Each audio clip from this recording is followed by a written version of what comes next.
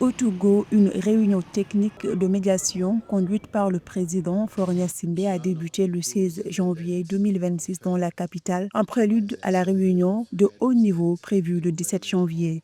Cette rencontre rassemble les membres de la médiation, le panel des facilitateurs, l'Union africaine, les communautés économiques régionales et des experts africains afin de renforcer la coopération et l'efficacité du processus de paix dans l'Est de la République démocratique du Congo.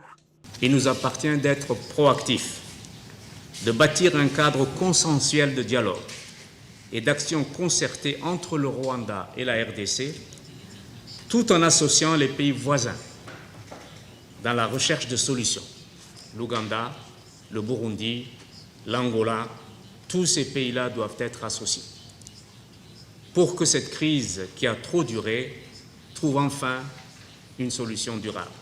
En République démocratique du Congo, la crise sécuritaire dans l'Est reste préoccupante malgré la signature fin 2025 d'un accord de paix avec le Rwanda à l'initiative du président américain Donald Trump et avec la médiation de plusieurs acteurs, dont le Togo, au nom de l'Union africaine. Les affrontements entre l'armée congolaise et les milices du M23 supposément soutenus par Kigali, se poursuivent, soulignant la fragilité du processus de paix. Cette rencontre vise à renforcer la confiance entre Kinshasa et Kigali, harmoniser la mise en œuvre de l'accord et consolider la coopération internationale sur le dossier. Il faudra s'attaquer sans détour aux racines du problème. Préserver d'abord la souveraineté de la RDC. Répondre aux préoccupations sécuritaires du Rwanda et de l'Ouganda. Rassurer le Burundi qui supporte le lourd fardeau des réfugiés et des personnes déplacées.